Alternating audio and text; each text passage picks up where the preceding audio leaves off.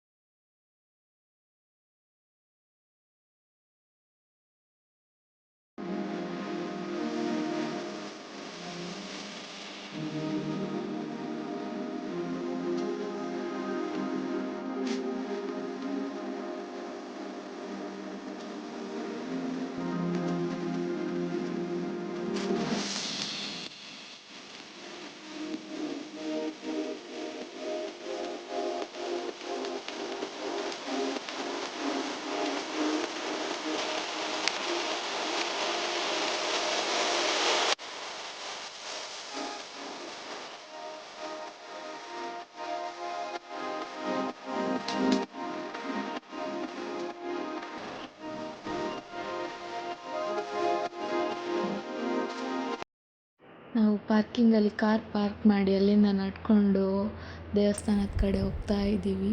Night 9 ಗಂಟೆ ಆದರೂ ಜನ ಮಾತ್ರ ಫುಲ್ಲು ರಶ್ ಇತ್ತು. ನಾವು ಹಾಗೆ ಹೋಗ್ತಾ ನಾನು ನನ್ನ ಮಗಳು ಎಲ್ಲರೂ ಹೋಗ್ತಾ ಇದ್ದೀವಿ.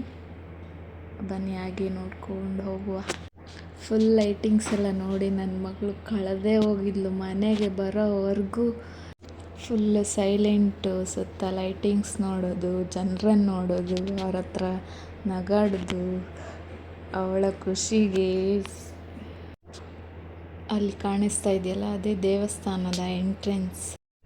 ಅಲ್ಲಿಂದ ಹಾಗೆ ಮುಂದೆ ನಡ್ಕೊಂಡು ಬಂದರೆ ಸೈಡಲ್ಲಿ ಒಂದು ದೇವಸ್ಥಾನ ಸಿಗ್ತದೆ. ಇದು ಹಳೇ ಮಾರಿಗುಡಿ ದೇವಸ್ಥಾನ. ಇದನ್ನು ಹೀಗೆ ಹೊಸದಾಗಿ ದೊಡ್ಡದಾಗಿ ಕಟ್ಟಿಸಿದ್ದಾರೆ. ಅದನ್ನು ನೋಡಲಿಕ್ಕೆ ಹೋಗ್ತಾ ಇರೋದು. ಇಲ್ಲಿಂದ ದರ್ಶನದ ಕ್ಯೂ ಸ್ಟಾರ್ಟ್ ಆಗುತ್ತೆ. ಹಾಗೆ ಮುಂದೆ ಹೋಗ್ತಾ ಇದ್ದರೆ ಸೇವಾ ಕೇಂದ್ರಗಳು ಸಿಗ್ತವೆ.